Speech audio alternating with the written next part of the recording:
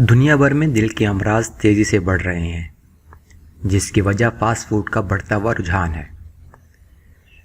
ہر بیماری سے صحت یابی تک کا وقت درکار ہوتا ہے، لیکن دل کی بیماری کا وقت نہیں ہوتا، یعنی کہ دل کی بیماری وقت نہیں دیتی۔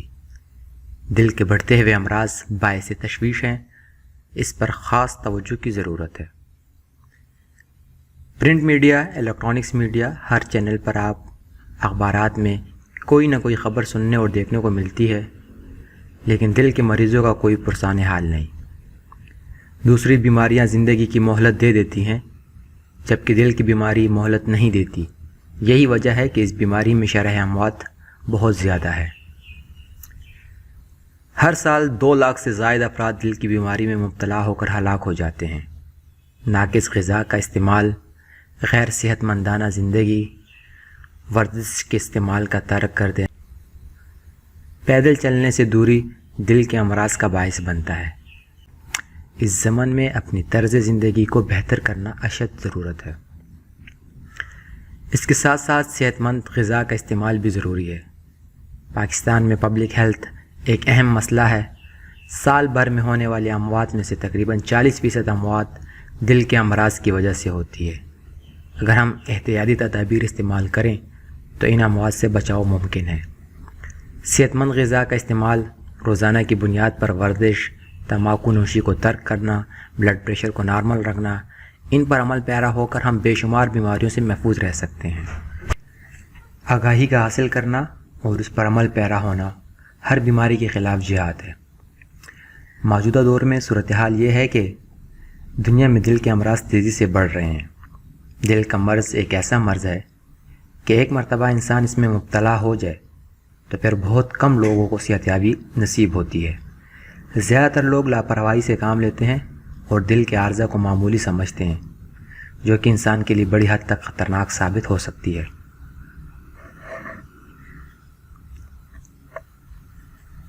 دل کے امراض میں ادویات کا روزانہ اور بر وقت استعمال کرنا ضروری ہوتا ہے۔ ایک رپورٹ کے مطابق ساؤتھ میں دل کے امراض زیادہ پائے جاتے ہیں۔ اس کی ایک وجہ نہیں بلکہ کئی وجوہات ہیں۔ یہ موروثی طور پر بھی ہو سکتی ہے۔ یہ تو عام لوگ بھی جانتے ہیں کہ دل کی شریانیں انتہائی باریک ہوتی ہیں۔ ایک اندازے کے مطابق پوری دنیا میں تقریباً 2 کروڑ مریض موت کے منہ میں چلے جاتے ہیں۔ یہ ایک الارمنگ صورتحال ہے۔ ماضی میں اس بیماری کو امیروں کی بیماری سمجھا جاتا تھا، کیونکہ صاحب حیثیت لوگ گاڑی کا استعمال کرتے تھے، جبکہ پیدل کی عادت ترک کر دیتے تھے۔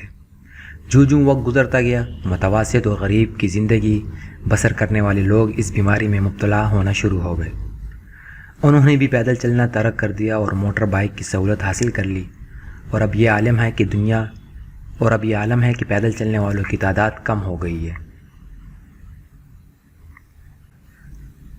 ارد گرد نظر دوڑائیں، چاروں طرف موٹر سائیکل، گاڑیاں، رکشے اور موٹر سائیکل رکشے نظر آئیں گے، جبکہ پیدل چلنے والوں کے لیے راستہ دشوار گزار ہو گیا ہے۔ 3 سے 4 دہائیوں میں بہت سی تبدیلیاں رونما ہوئی ہیں۔ سردیاں ہوں یا گرمیاں، لوگ صبح سویرے اٹھنے کی عادت ترک کر چکے ہیں۔ ہمارے طرز زندگی اکثر تبدیل ہو چکا ہے، جس کا برا اثر آئندہ آنے والی نسلوں پر پڑ رہا ہے۔ نسل نو میں بڑھتا ہوا فاسٹ فوڈ کا رجحان زندگی پر گہرے اثرات چھوڑ رہا ہے۔ صحت مند زندگی کے لیے مناسب غذا اور کولیسٹرول لیول نارمل ہونا بہت ضروری ہے، اور یہ لیول اس صورت میں ممکن ہے جب ہم سادہ اور صحت مندانہ غذا کا استعمال کریں گے۔ اگر انسانی زندگی میں دل کی شریانیں تنگ ہو جائیں تو صحت یابی ممکن نہیں۔ جب دل کا مرض لائق ہوتا ہے تو پھر اسکریننگ جلدی شروع کر لینی چاہیے۔ اس کے علاوہ سگریٹ نوشی، پان، گٹکا وغیرہ کا استعمال بھی ترک کر دینا چاہیے، اور حکومتی سطح پر اس کے حوالے سے سخت قوانین ہونے چاہیے۔ ہمیں گوشت کے بجائے زیادہ تر تازہ پھل اور سبزیوں کا استعمال کرنا چاہیے۔ ڈبے والے جوس اور کولڈ ڈرنکس کا استعمال بھی ترک کر دینا چاہیے۔ تازہ سبزیوں کے استعمال سے ہمیں کئی طرح کے وٹامنس حاصل ہوتے ہیں۔ دیسی چکن کا استعمال کریں۔ اس وقت صورتحال یہ ہے کہ پاکستان میں ہر 9واں بچہ موٹاپے کا شکار ہے۔ غذائی صورتحال بھی بہت خراب ہے۔ ایسی صورتحال میں امراض نہیں بڑھیں گے تو اور کیا ہوگا؟ ہمیں چاہیے کہ ہم اپنے بچوں کو بچپن ہی سے ورزش کرنے کی عادت ڈالیں، کاربوہائیڈریٹس کے استعمال کے متعلق بتائیں، تلی ہوئی اشیاء سے پرہیز کروائیں اور بیکری کی اشیاء بھی زیادہ استعمال نہ کریں۔ بیکری کی اشیاء نقصان دہ ثابت ہو سکتی ہے۔ یہ ایک تشویشناک بات ہے۔ ہمیں اس کے حوالے سے سنجیدگی سے احتیاطی تدابیر پر عمل کرنا ہوگا، کیونکہ پرہیز علاج سے بہتر ہے۔ خوراک اور ورزش کے اپنے اپنے فائدے ہیں۔ اگر ہم خوراک کم لیں اور ورزش بند کر دیں تو اس سے ہمیں کوئی خاص نتائج حاصل نہیں ہوں گے۔ اس طرح اگر ہم کھانا زیادہ کھائیں اور ورزش روٹین سے زیادہ کریں تو اس سے بھی کوئی فائدہ نہیں ہوگا۔ باہر کے ممالک کا اگر جائزہ لیا جائے تو وہاں پر اسکول بھی زیادہ تر تازہ دودھ اور تازہ پھل بچوں کو دیتے ہیں۔ اب ہمارے ہاں بچوں میں جسمانی سرگرمیاں ختم ہوتی جا رہی ہیں، کھیلوں کے میدان اب خالی پڑے ہیں۔ ہم لوگوں نے ورزش کو اپنی زندگی سے ترک کر دیا ہے اور کمپیوٹرز گیمز کو زیادہ اہمیت دی جانے لگی ہے۔ تلی ہوئی اشیاء، فاسٹ فوڈ کے زیادہ استعمال اور موٹاپے کے باعث دل کے امراض جلدی لاحق ہو جاتے ہیں۔ اب چھوٹی عمر کے لوگ اس لیے اس امراض میں مبتلا ہو رہے ہیں کیونکہ انہوں نے ورزش کو اپنی زندگی سے ترک کر دیا ہے۔ رات دیر تک جاگتے ہیں اور دن میں لیٹ سو کے اٹھتے ہیں۔ ہمیں صحت مندانہ زندگی کو اپنانا ہوگا۔ موبائل فون کا زمانہ ہے، جہاں یہ فائدہ مند ہے وہاں نقصان دہ بھی ہے۔ ضرورت سے زیادہ موبائل کا استعمال یا ضرورت سے زیادہ کمپیوٹر کے سامنے بیٹھنا بھی نقصان دہ ہے۔ نوجوان نسل اور چھوٹے بچے بری طرح موبائل کے لت میں پڑ چکے ہیں۔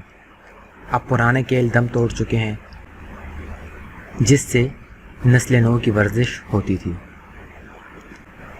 پرانے زمانے کے لوگ بے شک کھانے پینے کے بہت شوقین تھے۔ ادھر کھانا کھایا اور ادھر چند گھنٹوں میں ہضم ہو گیا، کیونکہ ان وقتوں میں سہولت کی کوئی چیز میسر نہیں تھی۔ اب یہ عالم ہے کہ الیکٹرانک اشیاء نے جہاں سہولت دی ہے، نوجوان کو آرام طلب بھی بنا دیا۔ بچپن میں یہ بھی سنتے آتے تھے کہ انسان کا معدہ بہت مضبوط ہوتا ہے۔ لکڑی ہضم، پتھر ہضم کی مثال ان پر صادق آتی تھی۔ نوجوان بازاری اشیاء بھی کھائیں، لیکن انہیں وقت پر ہضم کرنا انتہائی ضروری ہے، اور یہ اسی صورت میں ممکن ہے جب آپ روزانہ کی بنیاد پر ورزش کریں گے۔